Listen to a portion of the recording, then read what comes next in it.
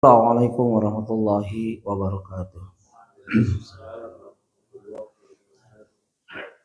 Innal hamdalillah nahmadu wa nasta'inu wa nastaghfiruh wa na'udzu billahi min shururi anfusina wa min sayyiati a'malina may yahdihillahu fala mudhillalah wa may yudlil fala hadiyalah.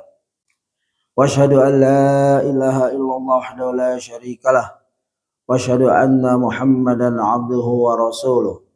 Ya ayyuhalladzina amanu taqullaha haqqa tuqatih wa la tamutunna illa wa antum muslimun. Ya ayyuhan nasu taqu rabbakumul ladzi khalaqakum min nafsin wahidah wa khalaqa minha zawjaha wa batha minhuma rijalan katsiran wa nisaa'a wattaqullaha alladzi tasaaluna bihi wal arham innallaha kana 'alaikum raqiba. Ya ayyuhalladzina amanu taqullaha qulu qawlan sadida yuslih lakum a'malakum wa yaghfir lakum dzunubakum wa may yuti'illah wa rasulahu faqad faza fawzan 'azima. Amma ba'd. Fa inna asdaqal hadithi kitabullah wa khairal hadi hadi Muhammadin sallallahu alaihi wasallam wa sharral umuri muhdatsatuha wa kullu muhdatsatin bid'ah wa kullu bid'atin dalalah wa kullu dalalatin finnar. Ayol ikhwah rahimani wa rahimakumullah, jamaatul salatu subuh fi masjid Al-Balad Balad Residen Bojongsari Depok yang saya muliakan.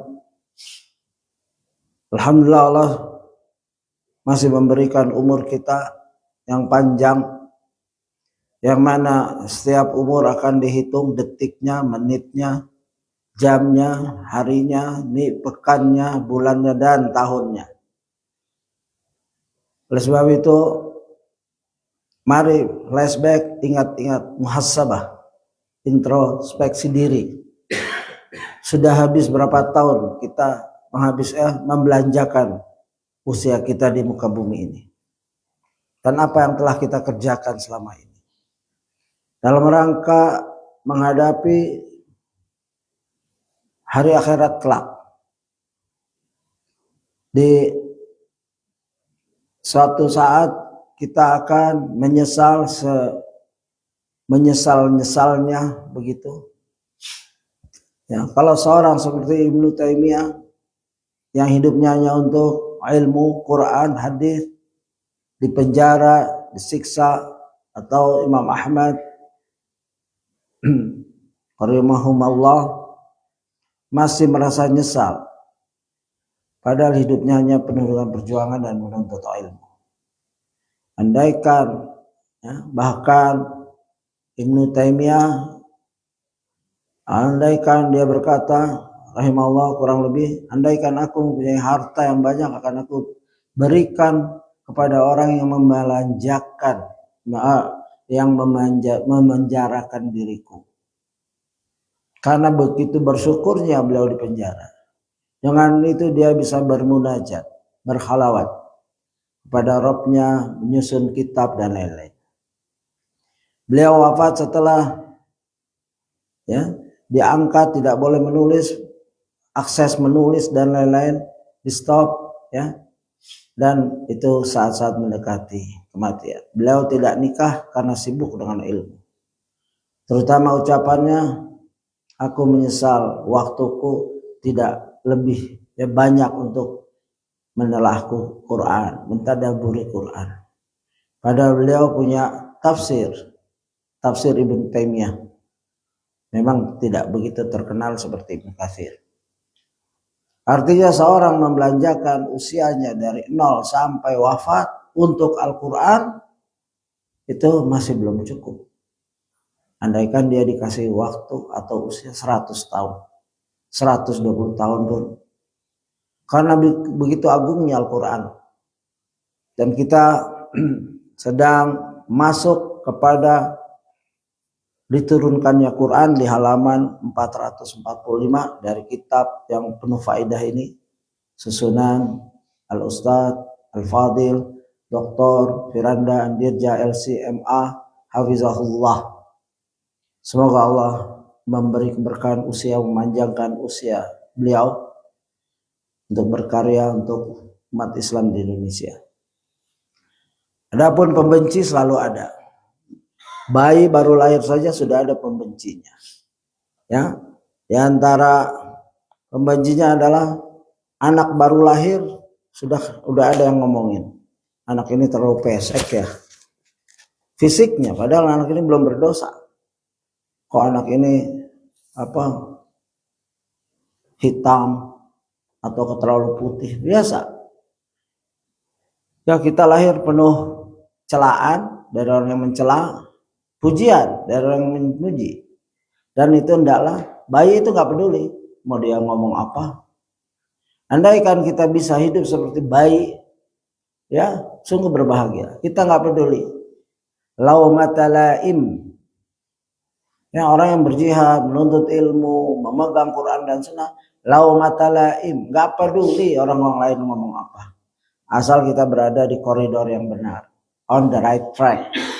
Kereta kalau on the right track tenang, mau ke Surabaya kemana silahkan. Tapi kalau menyimpang dari tracknya terbalik.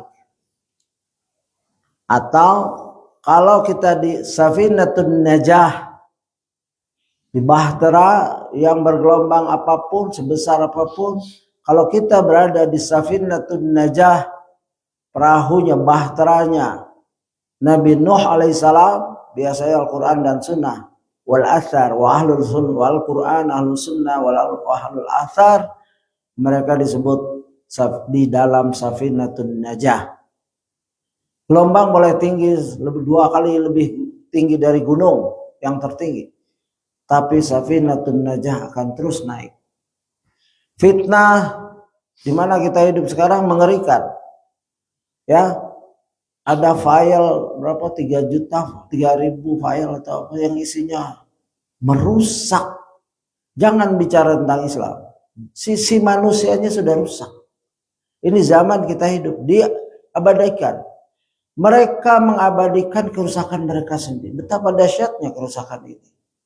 Kalau dahulu juga diabadikan dengan pahat, ya, dengan candi-candi, pelecehan, dipahat itu. Bahkan Allah mengabadikannya dengan dibaliknya, ya, daerah yang bermaksiat, ya, Sodom itu daerah, dan dia di Tiban. Ya, sehingga orang-orang itu beku di batu dalam posisi sedang mengerjakan pekerjaan yang tidak pernah dilakukan oleh maksiat. Ya, kaum Luti. Nah, ini kita hidup seperti itu. Mereka bangga, dan Allah Maha pencatat. Allah Maha merekam. Ya, ya'lamu sirrakum wa jahrakum wa ya'lamu ma taksibun. Allah tahu apa yang mereka rahasiakan atau yang mereka jaharkan.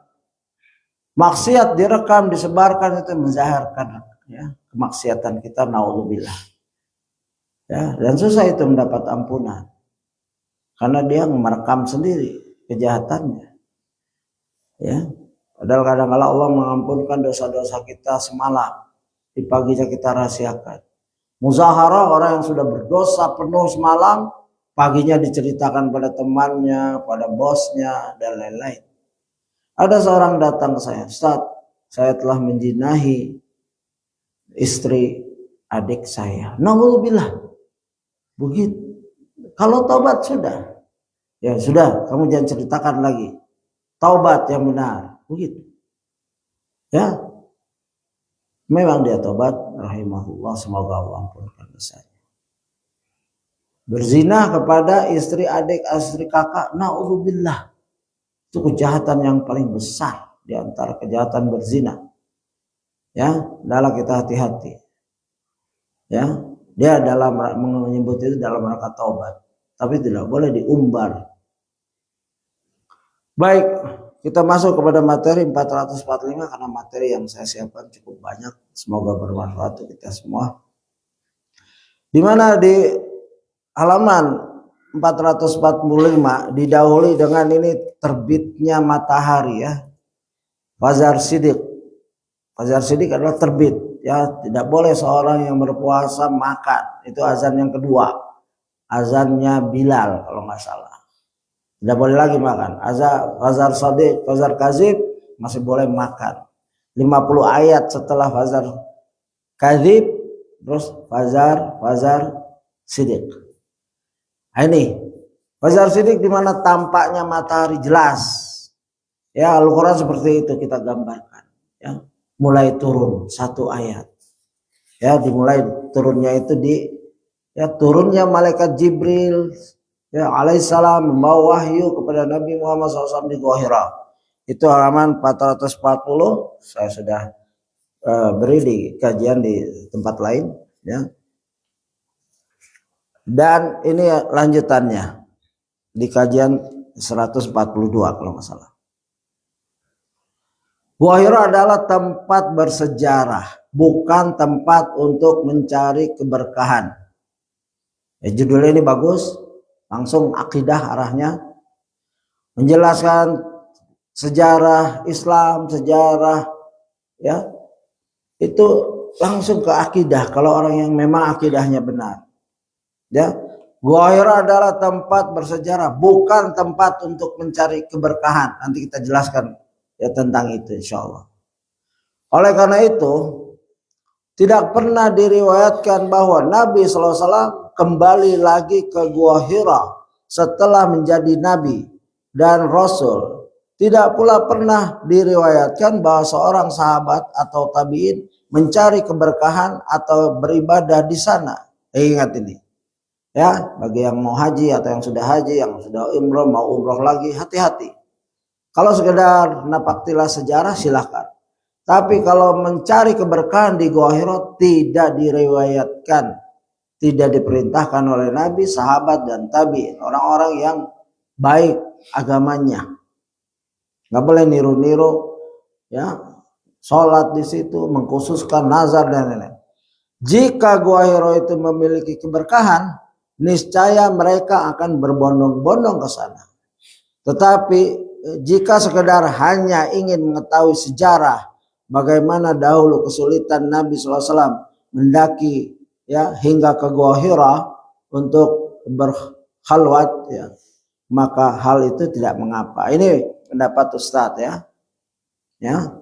Tapi kalau untuk kehati-hatiannya daripada hati melihat di sana banyak orang yang sholat dan lain-lain, itu lebih baik hindari. Ya, dan itu berat perjalanan itu. Gitu. Saya telah siapkan di sini tentang larangan dari ulama ya. Ya, ada satu kitab tentang masalah mencari berkah ya. Sebagian penulis kitab terutama para ahli sejarah menyebutkan bahwa di Mekah terdapat beberapa gunung yang diberkahi, tempat dikabulkannya doa ya, begitu. Maksudnya keberkahan adalah ya, berkah lah ya, banyak kebaikan, dikabulkannya doa dan lain-lain. Tidak diragukan bahwa hal semacam ini adalah klaim yang tidak ada dalilnya ya. Selain keterangan bahwa Rasulullah SAW pernah beribadah atau menetap di sebagiannya pada suatu waktu dan semacamnya. Sebelumnya telah ya ini dijelaskan oleh buku ini. Saya ambil kutipan dari buku ya, banyak sebelumnya telah dijelaskan mengenai larangan mencari berkah dengan bekas Rasulullah SAW berupa tanah pijakan ya, nggak boleh tanah pijakan ya dan lain-lain ya. Setelah menyebut sebagian gunung ya, dia banyak gunung ya disebutkan, jangan ya cari berkah itu yang di Mekah, apalagi gunung yang di Jakarta di Indonesia. Gunung Kawi, Gunung Slamet, gunung-gunung nggak ada keberkahan itu. Dia boleh mengkhususkan atau makam di wali ini di gunung ini nggak boleh datang untuk doa dan lain nggak boleh. Setelah menyebutkan bagian gunung tersebut, Syekh Siddiq Hasan Khan, siapa kita ingat ini adalah seorang ulama yang nikah dengan ratu orang India dan kaya, ya. Ratunya kaya, syekh biasa talabul ilmi, tapi nikah jadi wakil menteri atau wakil menteri, lalu dibiayai istrinya untuk ya terus talabul ilmi dan berdakwah. inilah ya keberkahan seorang Syekh ya Syekh Siddiq Hasan Khan. Ya, beliau berkata yang artinya berziarah ke salah satu gunung ini bukanlah sunnah. Di antara gunung-gunung yang dicari berkahnya oleh sebagian orang dengan menziarahnya adalah sebagai berikut. 1. Gunung Hira. Ya, ini nggak ada di buku Ustadz, saya tambahkan sendiri. Gunung ini dinamakan juga dengan Jabal Nur. Jadi kalau mau ke Gua Hira, naik ke Jabal Nur sampai puncak, turun lagi 20 meter.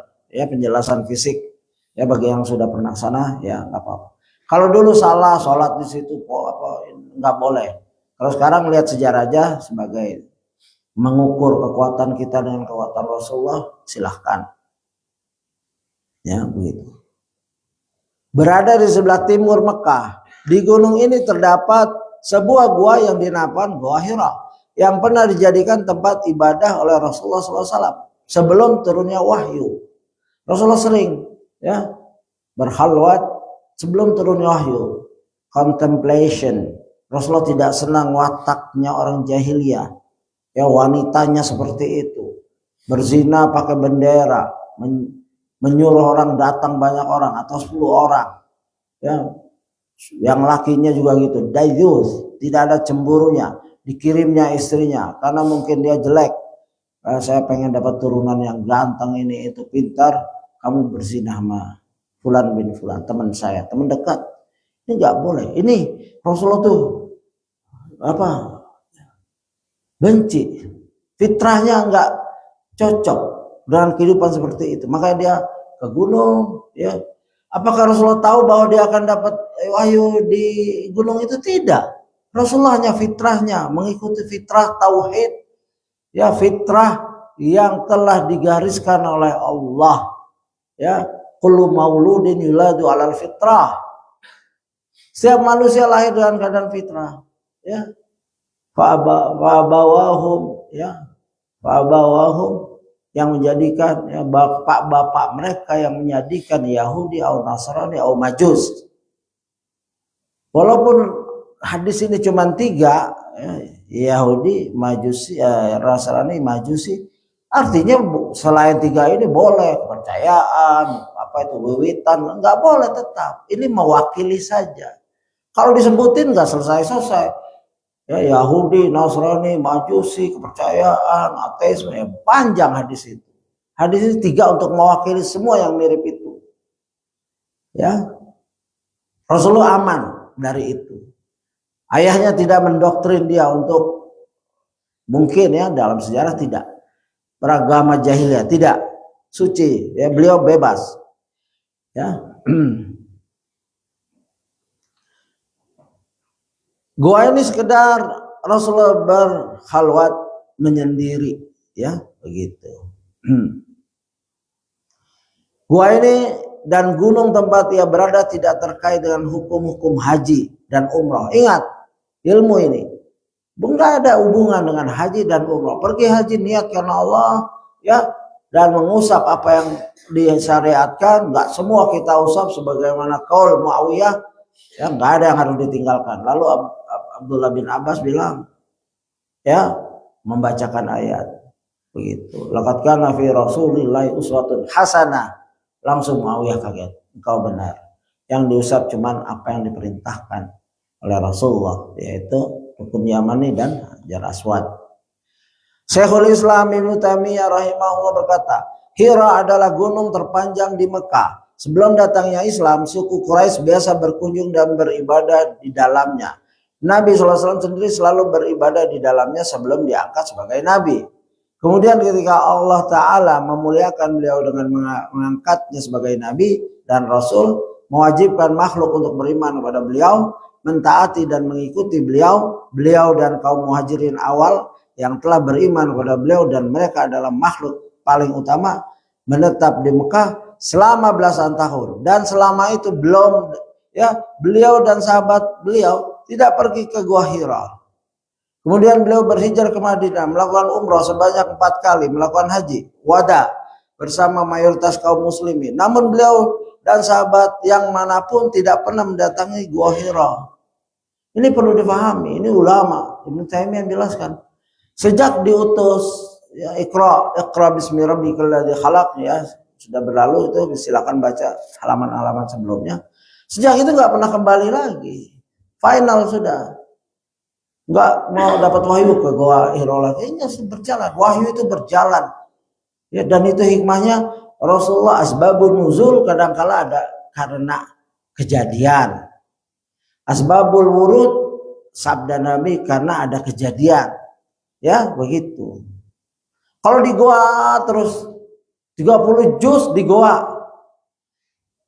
kejadian apa ya, dan masyarakat enggak, Goa itu sempit begitu. Ini hikmahnya salah satu. Dan Rasulullah tidak pernah balik lagi ke Goa, hatta walaupun ada hadis di mana Rasulullah tidak pernah menerima wahyu lagi sampai orang kafir bilang setan kamu telah meninggalkan kamu ya, diledek.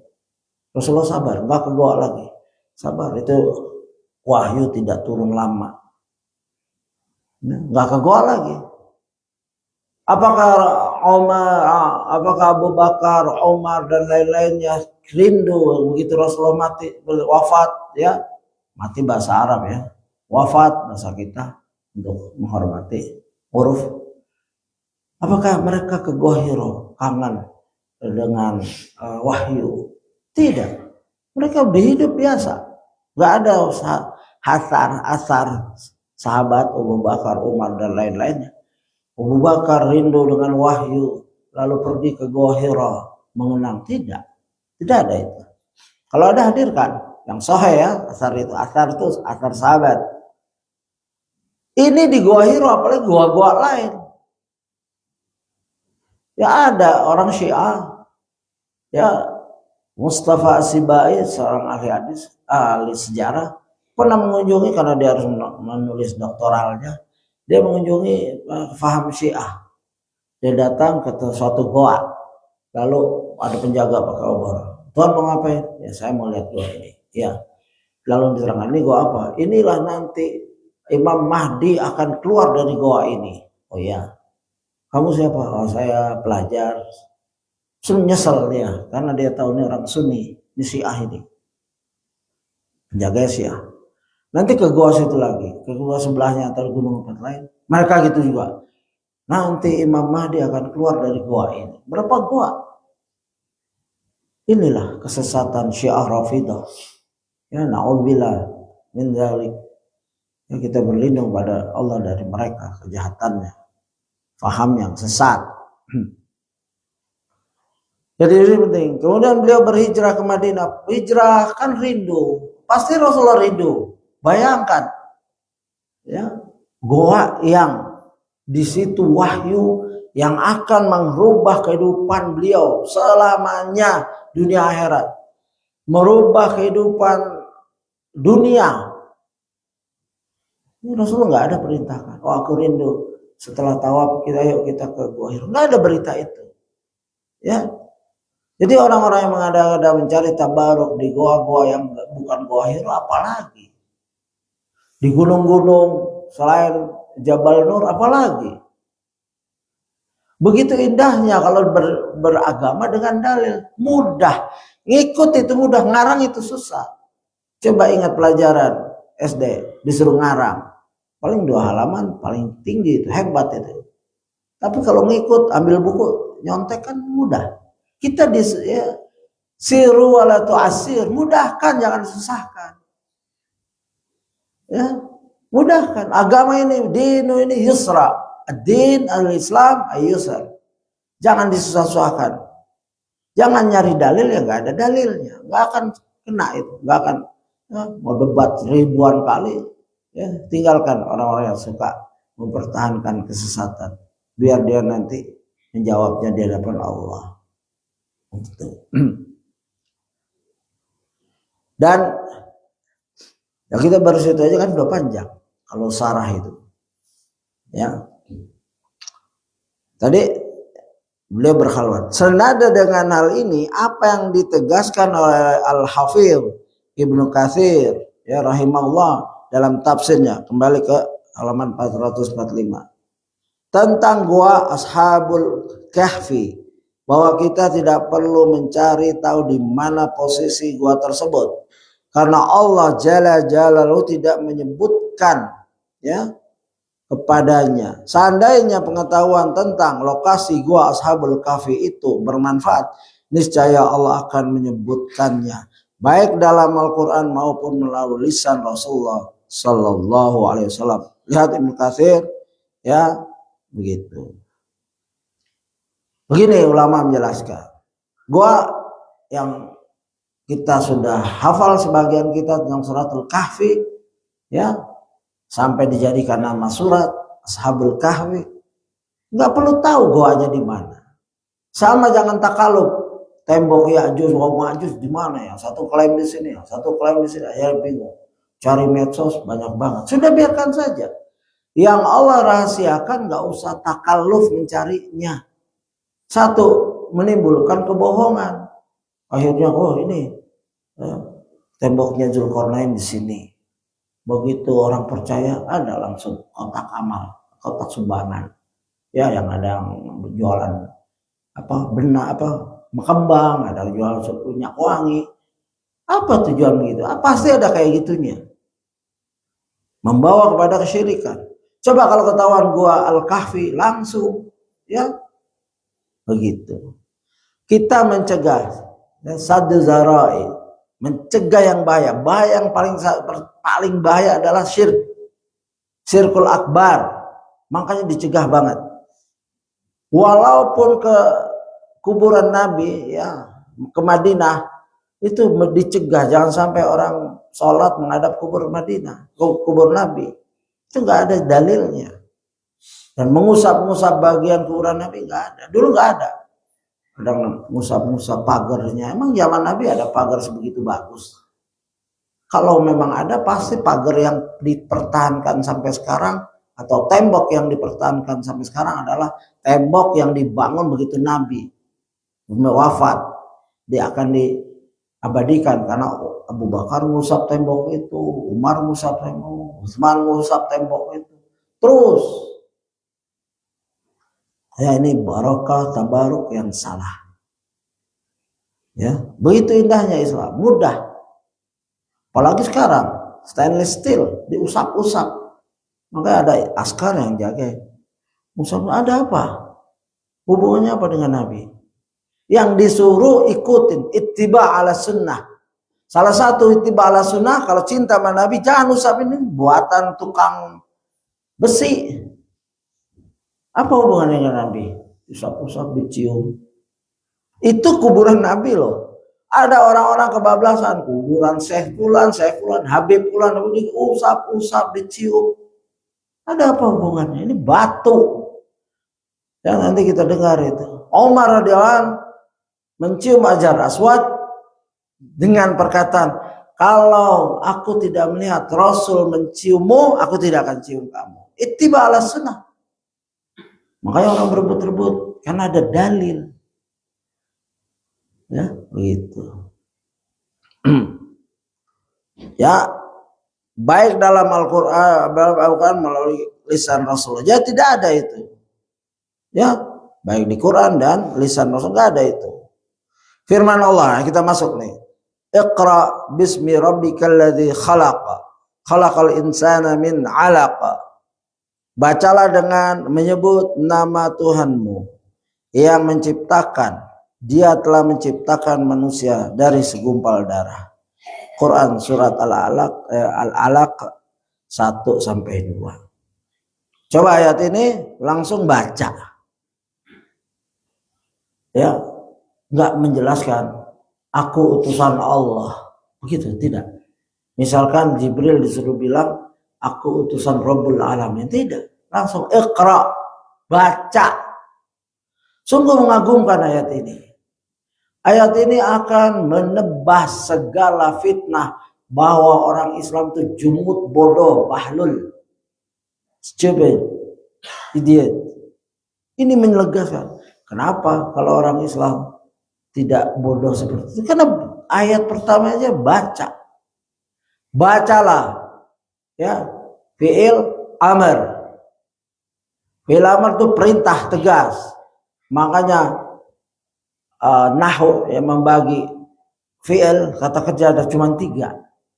Ya, fi'il madhi kata kerja lampau, fi'il mudhari kata kerja sekarang dan akan datang mustaqbal, dan fi'il amr. Di bahasa Inggris nggak ada, bahasa Indonesia nggak ada pembagian itu.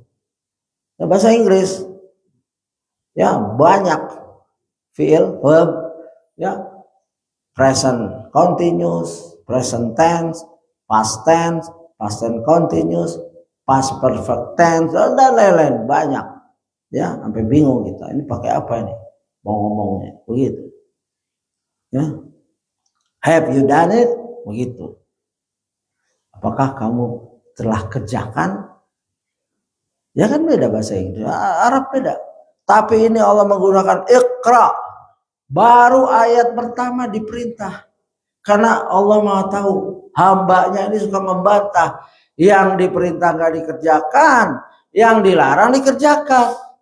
Itu anak-anak itu, jangan naik situ ya, nanti jatuh. Dia naik. Ada ustaz ya dari Riau, kalau menggambarkan anak-anak, kita ini kayak anak-anak. Kalau dilarang Allah kita kerjakan, kalau diperintah kita tinggalkan. Seperti anak-anak nih, jangan ribut ya, dia ribut itu. Kalau kajian jangan ribut ya, nak, dia ribut itu. Itu fitrah anak-anak kayak gitu. Kalau anak-anak masih lucu kan, karena dia nggak tahu ya, dia nunggu 1 jam kajian. Lah orang tua udah 40 tahun suyuh tuh. Ya di sini kita bacakan banyak tuh tentang usia, ya gitu. Ya silakan lihat videonya saja. Begitulah, makanya perintah Iqra bismi rabbikal ladzi khalaqa. Siapa yang merintah? Yaitu ya Rabbuka alladzi khalaq. Rabb kamu yang menciptakan kamu. Sudah jelas, bukan ngegaji kamu. Bukan sekedar ngegaji, ngasih rezeki, menciptakan kamu. Nah, apakah kurang jelas perintah ini? Ya, khalaqal insana min 'alaq. Bahkan dijelaskan kamu diciptakan dari 'alaq. Ya, bacalah dengan menyebut nama Tuhanmu yang menciptakan. Dia telah menciptakan manusia dari segumpal darah. Dulu belum ada teknologi. Islam yang mengajarkan, Allah yang mengajarkan manusia dalam suratul Mu'min.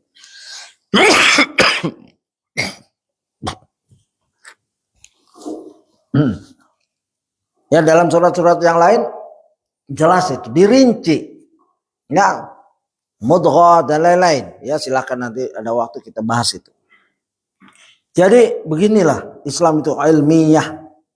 Belum ada ilmu pengetahuan 1400 tahun menyelidiki begitu lengkap. Ya. Dan dalam segi bahasa ya ini khalaqa, alaqa, indah sekali Al-Qur'an itu. Ya. Gitu. Kalau kita nggak paham artinya pun indah. Ya, apa nih?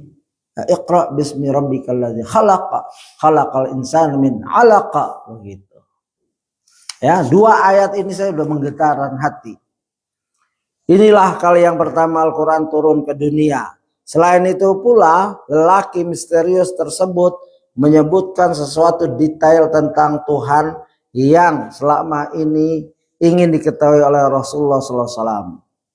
Jibril alaihissalam menyebutkan bahwa Tuhan tersebut Maha Mencipta, Maha Pemurah, memberikan kemuliaan dan pengajaran kepada manusia. Namun di sisi lain, lelaki itu tidak memberitahukan maksud atau tujuan utama dari kedatangannya saat itu, ya, yaitu pengangkatan Muhammad sebagai nabi. Dan Nabi nggak menjelaskan, nggak ada introduksi. Itu hikmah. Allah mah tahu hikmahnya. Nggak ada mukaddimah. Mukaddimahnya itu menampakkan ya.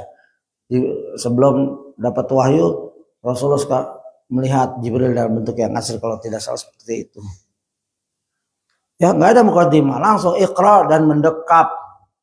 Ya Rasulullah didekap 3 kali. Iqra, ya lalu dilepas, didekap lagi. Ya dekapnya depan atau belakang nggak ada penjelasan juga. Lalu dilepas lagi. Ma'ana biqari, Iqra, ma Nabi Qori sampai 3 kali. Baru Iqra bismi rabbikal ladzi khalaq.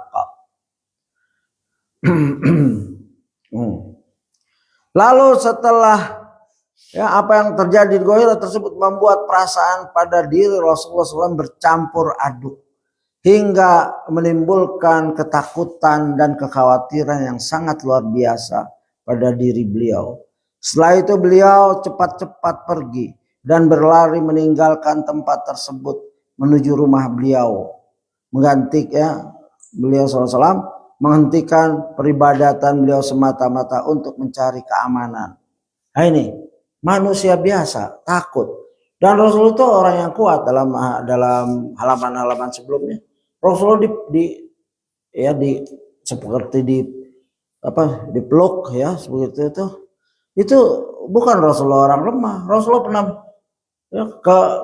kekuatan Rasulullah pernah dalam hadis beliau berapa kali kekuatan jimanya dari manusia biasa, 40 kali atau 10 kali gitu, atau 13 kali kurang-kurang, bisa menggilir setiap istri 1 hari ya. Dan Rasulullah kekuatan fisiknya pernah bergulat dengan orang yang masuk Islam, ahli gulat ya, dibanting Rasulullah. Dan Rasulullah pernah memecahkan batu waktu perang Khandaq ya. Ada ide dari Salman ya Rasulullah, apakah ini wahyu kita perang kayak gini kalau orang kafir Quraisy nyerang kita? Ya enggak, ini ijtihadi, maksudnya boleh kalau ada pendapat. Kalau kami menggali itu Khandaq, karena Persia biasa perang dengan Romawi, itu 2 adik kuasa ya. Maka Rasulullah mengikut, akhirnya digali, dan pada saat menggali ada batu, nggak bisa yang lain pecahkan, lalu Rasulullah pecahkan. Tapi dipeluk atau didekap oleh Jibril, nggak lemes dia. Ya, kita tahu Jibril. Rasulullah pernah nampak Jibril dalam bentuk yang asli, ketutup itu, langit bumi ketutup. Sayapnya 600 sayap. Dan beliau alaihissalam pakai sutra, bajunya indah. Di antara sayap-sayap itu bergantung yakut ya, yakut atau berlian, perhiasan. Kalau jatuh ke bumi pas ke rumah antum jadi triliuner ya dalam sekejap. Tapi itu nggak perlu. Apa yang dibawa Jibril lebih berharga dari apa yang ada di badan Jibril. Kalau kita ya bahwa apa Jibril ya kan bisa ditinggalin nggak tuh sayapnya 1 ya kan? Kalau Rasul nggak memandang itu, Rasul akan membawa sesuatu risalah yang agung yang lebih dari dunia dan seisinya dan alam semesta, Al-Quran ini yang di hadapan kita, yang Allah izinkan kita untuk berada di zamannya. Makanya dalam bersyukur ya, kita bersyukur sampai bisa baca. Aisyah radhiyallahu anha menuturkan, faraja'a biha Rasulullah sallallahu alaihi wasallam yarjufu ya qawaduh. Akhirnya Rasulullah SAW pulang disebabkan 5 ayat tersebut dalam keadaan gemetaran, ketakutan hatinya. Hadis riwayat Bukhari. Kenapa hadis-hadis ini diriwayatkan oleh Aisyah? Karena Aisyah masih kecil. Mungkin belum lahir pada saat itu. Atau sudah lahir tapi masih kecil. Kenapa Khadijah tidak meriwayatkan? Memang begitulah ilmu. Karena yang jelas Aisyah mendapat cerita ini dari Rasulullah SAW. Ya, maka inilah hikmah kenapa Aisyah siap menjadi istri Rasulullah SAW. Ya, masa bermainnya dikorbankan untuk Islam, untuk mendampingi sang suami manusia terhebat dunia akhirat. Begitu indah kehidupan Aisyah radhiyallahu anha. Tidak punya anak, bukan suatu kekurangan buat Aisyah, karena dia baktikan tenaga ilmu untuk Nabi, ya suami tercintanya yang akan merubah dunia ini dan penolong di akhirat. Ya, kita memohon syafaat. Gitu. Mengapa terjadi ketakutan yang luar biasa pada diri Rasul? Sebelum masuk itu kita akan bicarakan masalah ini lebih detail lagi tentang keberkahan. Ya, hati-hati dalam mencari keberkahan, ya. Dr. Nasir bin Abdurrahman bin Muhammad Al-Judai, ya, hakikat dari keberkahan adalah kebaikan yang senantiasa ada, kontinu, melimpah dan semakin bertambah. Itu keberkahan. Hakikat dari keberkahan adalah kebaikan yang senantiasa ada, kontinu, melimpah dan semakin bertambah. Jadi kalau kita barakallahu fikum, semoga Allah ya memberi ya keberkahan, ya memberi senantiasa kebaikan ya yang kontinu dan melimpah kepada Anda wahai saudaraku. Indah kan kalau diterjemahan Indonesia, panjang itu.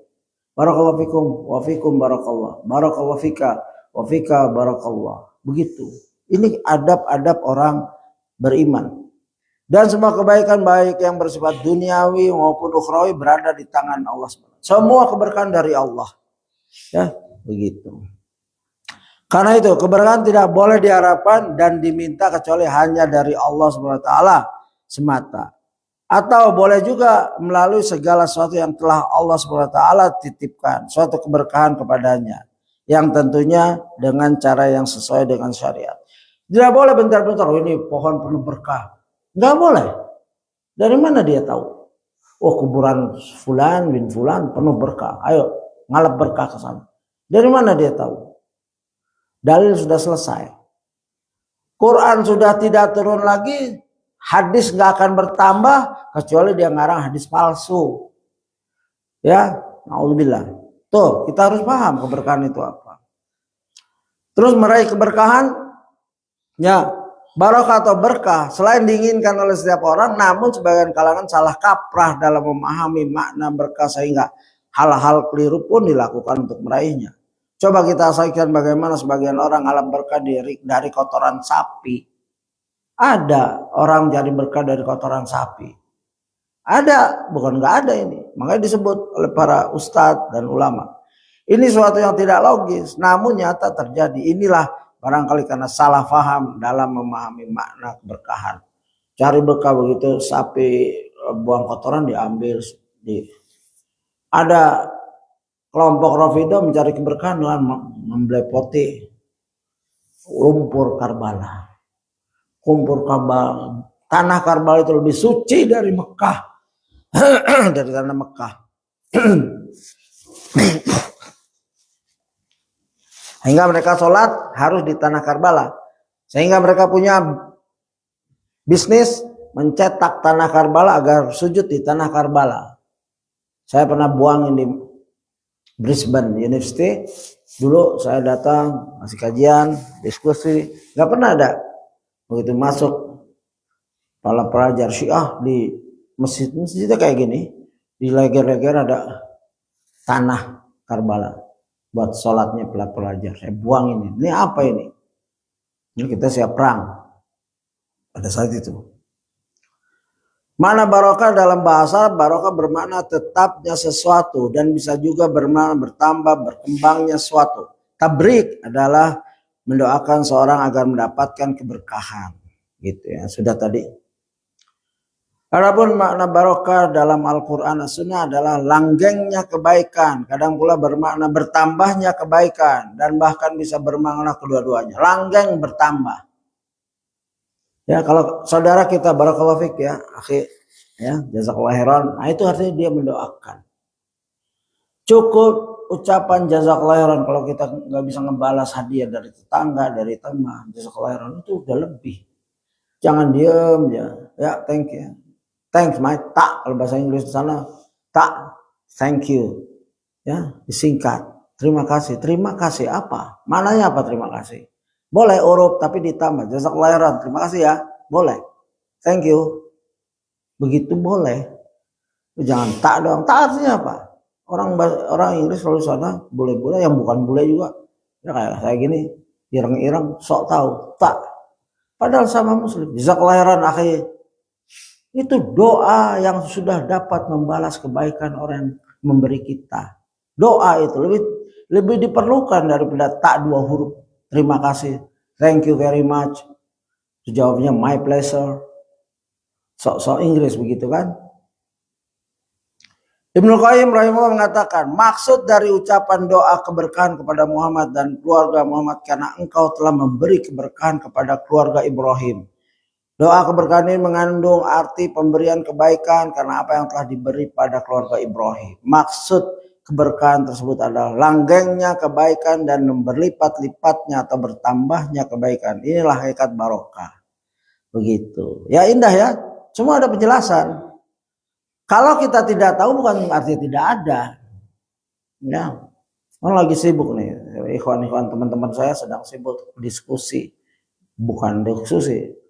Debat tentang mencari barokah di kubur-kuburan. Mereka menghadirkan hadis-hadis yang gak jelas. Ya teman kita ya walaupun saya gak begitu setuju. Ya karena banyak subhat.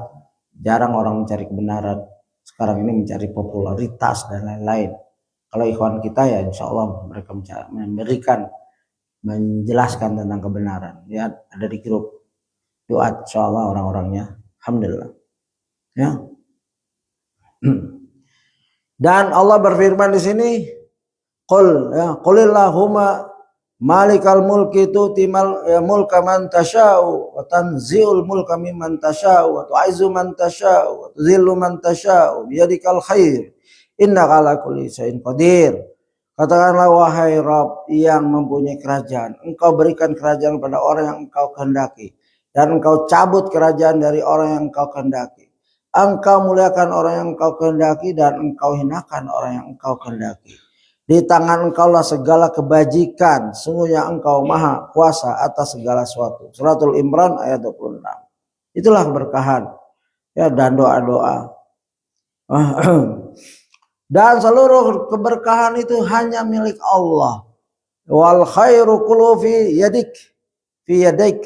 Seluruh kebaikan di tanganmu. Ya hadis riwayat Muslim 771 begitu.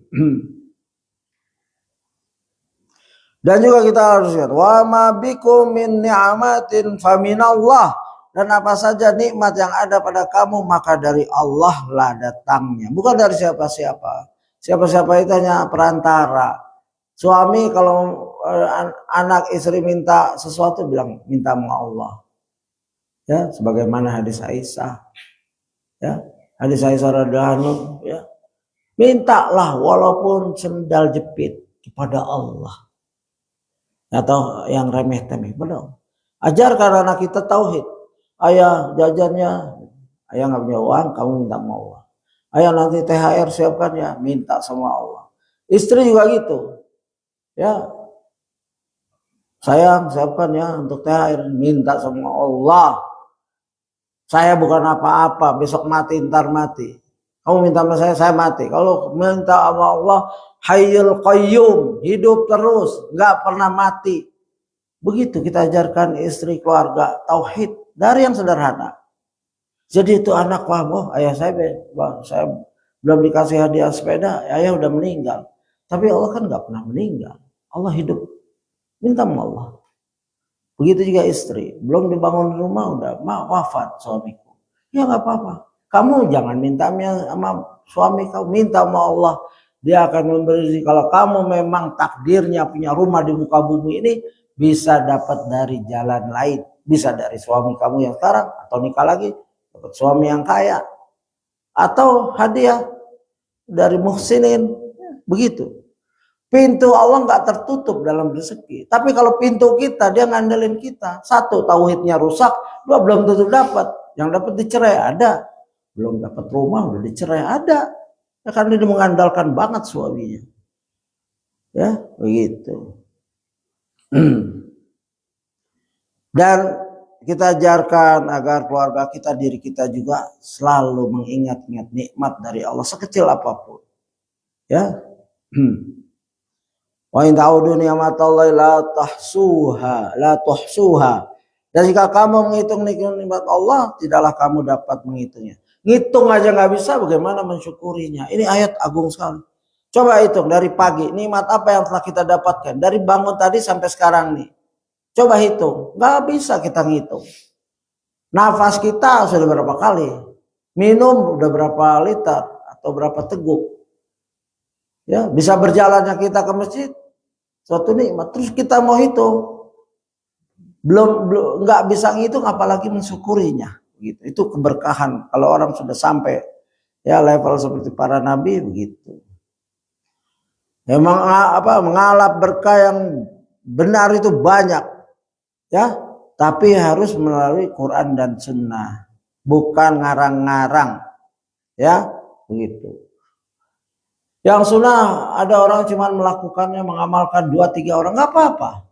Yang bid'ah, yang syirik, khurafat, tahayul, ribuan jutaan, ya nggak apa-apa, biarkan. Bal aktsaruhum la ya'lamun, kebanyakan mereka nggak tahu itu Al-Quran, ya, begitu. Fa imma ya'tiyannakum minni hudan famanittaba hudaya fala yadhillu wa la yasqa. Maka jika datang kepadamu petunjuk daripadaku, lalu barang siapa yang mengikuti petunjukku, ia tidak akan sesat dan tidak akan celaka. Ya, dalam surat Thaha ayat 120. Inilah ya, kita digiring dalam segala hal, fokus Quran, Sunnah, asar sahabat, ya begitu. Indah hidup ini kalau ya jalan kita terang, ya nggak boleh ngarang-ngarang. Ngapain ngarang juga, ya yang baca diri sendiri itu. Dan banyak ustadz memperingat ya mencari keberkahan, termasuk orang sudah menghabiskan uang berratusan juta sampai tono bukan menjalankan syariat yang akan diterima oleh Allah. Andaikan dia menjalankan syariat benar, nggak ada bid'ah, nggak ada khurafat, nggak ada tahayul di Mekah, niatnya nggak ikhlas untuk selfie dan lain, itu nggak diterima. Sudah niatnya salah, prakteknya salah, mardudun, ya doanya nggak bermanfaat. Allahumma ini, ya Allahumma inni a'udzubika minasir. Kita doa tiap hari, tiap saat. Allahumma a'inna ala dzikrika wa syukrika wa husni ibadatik. Ya, kebaikan ibadahnya nggak ada di situ. Padahal sudah ratusan juta, nunggunya bertahun-tahun sampai sana syirik. Ya. Sampai sana syirik, bid'ah, khurafat. Ada ngambil tanah Mekah suruh makan. Bawa pulang tanah Mekah kamu makanlah, ya. Apa dalilnya, mana itu? Suruh makan tanah. Ya, di sini dijelaskan karena itu tidak boleh menganggap suatu mengandung berkah kecuali dengan dalil. Demikian pula tidak boleh bertabaruk dengan suatu apakah ya berupa pohon, batu, kuburan atau lainnya kecuali dengan dalil. Ya, sebagai penutup masih ada 8 menit. Saya sering menjelaskan di sini tentang Zatu Anwat. Ya. Dan bisa saya dapatkan di sini. Zatu Anwat adalah mencari berkah dari sebuah pohon. Ya, di sana ada tulisan Ustaz Dr. Abdullah Roy, bagus sekali.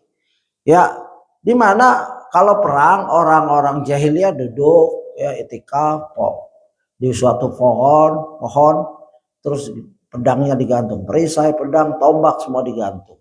Dalam rangka perang lawan musuhnya, baik musuh sesama jahiliyah atau perang melawan orang Islam.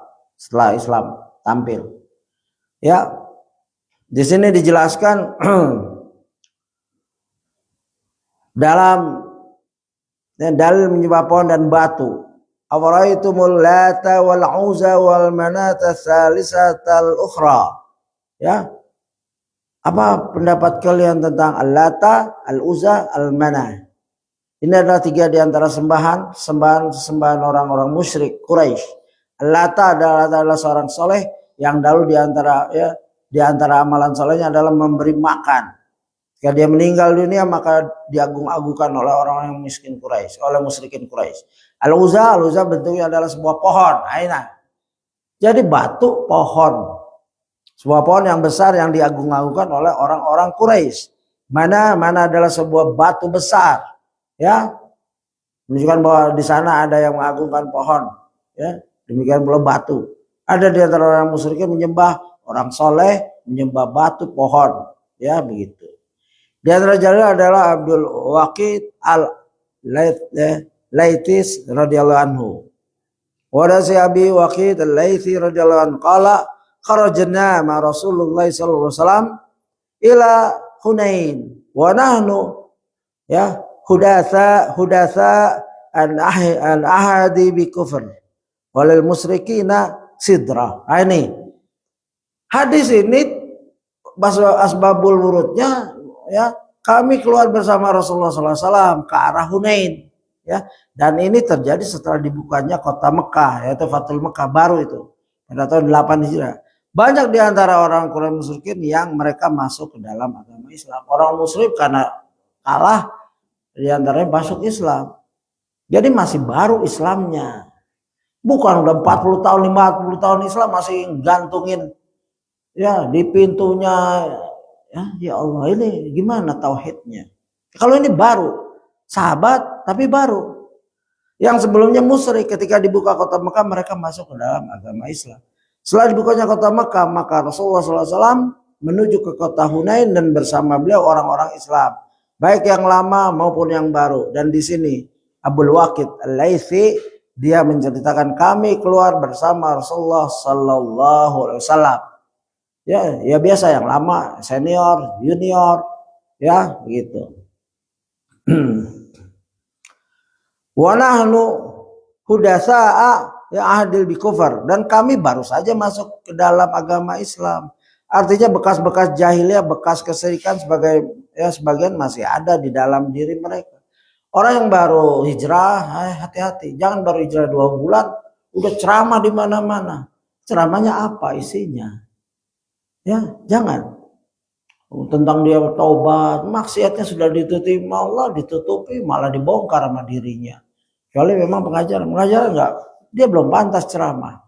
Nuntut ilmu dulu, ya. Puluhan tahun, 40 tahun, ya begitu. Walil musyrikina sidra, dan orang-orang musyrik memiliki sebuah pohon. Nah, ini yang saya sering sebut. Baru kita bahas di sini, ya, Zatu Anwat.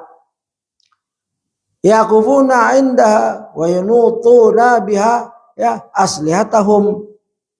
Jadi orang musyrik punya pohon yang mereka beriktikaf di sekitar pohon tersebut dan menaruh senjata-senjata mereka di pohon tersebut. Banyak orang-orang Islam ya di Indonesia dan negara lain masih ada pohon. Dan di antara dukunnya mengeluarkan pedang dari pohon itu. Ini pengakuan teman saya sendiri.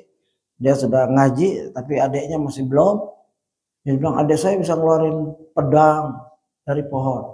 Itu kerjaan setan. Mungkin setan yang anak-anak kecil. Ya, bukan aneh mengeluarin batu dari ini itu, dari perut. Itu pekerjaan setan. Orang-orang bodoh setannya cuma setan-setan bodoh. Tapi kalau ulama, setannya ulama juga. Ya, pendeta misalkan, ya ada. Tekniknya juga beda, halus. Seperti Parseso, pendeta yang dibujuk akhirnya nyembah setan. Itu bertahap setannya harus. Kalau setan-setan bodoh ya itu keluarin dari tanah emas, kalung. Itu kerjaan setan-setan recehan itu. Tapi orang-orang imannya lemah ya kayak gitu, tauhidnya lemah ya kayak gitu, terkena juga, bahkan banyak. Ya. Mereka itikaf, ini pohon mereka bertikaf dan mereka menaruh senjata-senjata mereka tersebut di kelilingnya. Sekarang ada itu, masih ada itu. Padahal Islamnya dari lahir. Na'udzubillah, semoga Allah ampunkan dosa mereka. Ini semoga mereka masuk ke dalam golongan uzur bil jahal. Ya, mereka dikasih uzur karena bodoh. Mereka Islam dari lahir tapi nggak pernah baca kitab, nggak pernah dengar kajian yang benar. Ya. Kajian bertahun-tahun itu saja membodohi, dikibuli oleh Habib-Habib dan ulama-ulama yang salah. Nggak dijelaskan ini syirik ya bapak-bapak, ini jangan, ini merusak amal kita, jarang. Ya, maka dibangga-banggakan. Ya saya ujung-ujungnya fulus. Abu Waqid menceritakan bahwasanya orang-orang musyrikin dahulu mereka memiliki sebuah pohon yang mereka sering beriktikaf di pohon tersebut, berdiam diri mengagungkan pohon tersebut. Mengagungkan selain Allah, di samping itu mereka juga menaruh senjata-senjata mereka di pohon tersebut. Tujuannya mencari barokah. Ini supaya senjata-senjata tersebut ketika digunakan untuk berperang membawa barokah dan kemenangan. Dan ini menunjukkan bahwasanya perilaku seperti ini adalah termasuk perilaku orang-orang musyrikin. Marah kalau bilang ini perilaku antum, ente tahu apa ente? Baru ngaji di pondok ini udah bisa musyrik. Kita bukan menuduh musyrik. Ini amalan orang musyrikin, dalilnya ada. Kemudian beliau mengatakan yuqalu laha zatu anwat, ya. Pohon tersebut dinamakan zatu anwat, dikenal di kalangan orang-orang musyrikin dengan nama zatu anwat.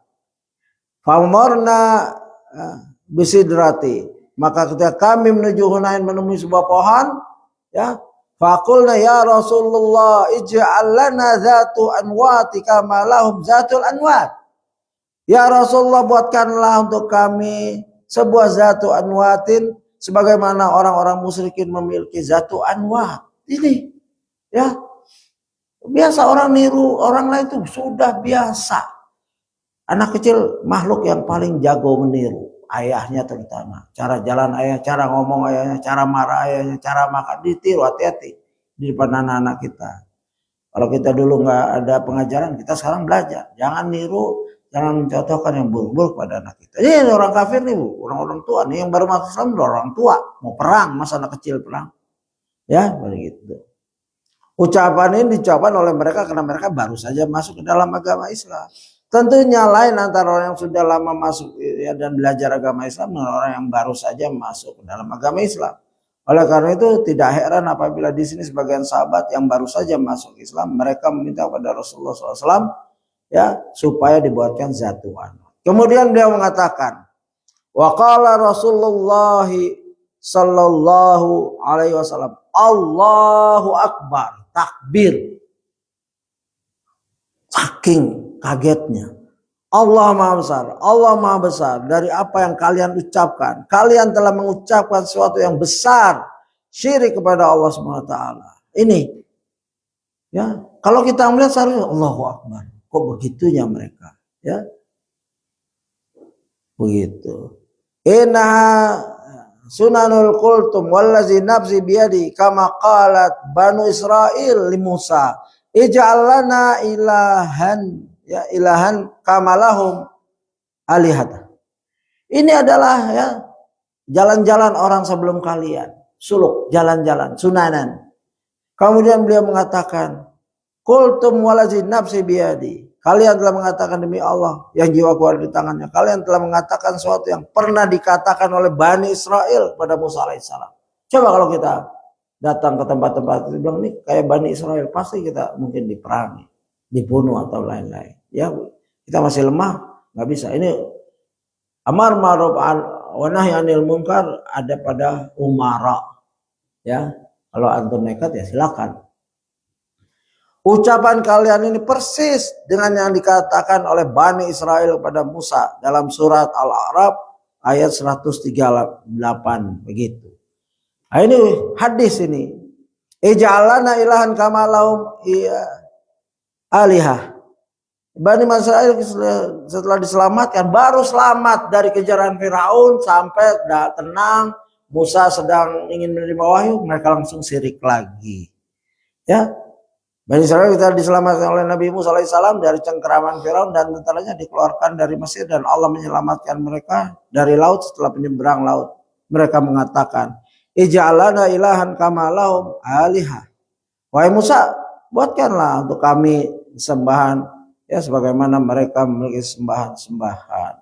Ya, begitu agungnya, ya, hadis ini. Ij'alana ilahan kama lahum alihah. Ya, bahaya itu. Persis dengan yang dikatakan Bani Israel. Ya, makanya Rasulullah bertakbir, Allahu Akbar. Kebesaran Allah, ya, harus ditampakkan di situ. Kok begitu bodohnya, ya Allah, disaingi dengan sekedar pohon ciptaan Allah. Mau pohonnya besarnya kayak apa, itu ciptaan Allah. Begitu, ya. Ini panjang sekali, saya nggak habiskan karena kita sudah lewat 4 menit.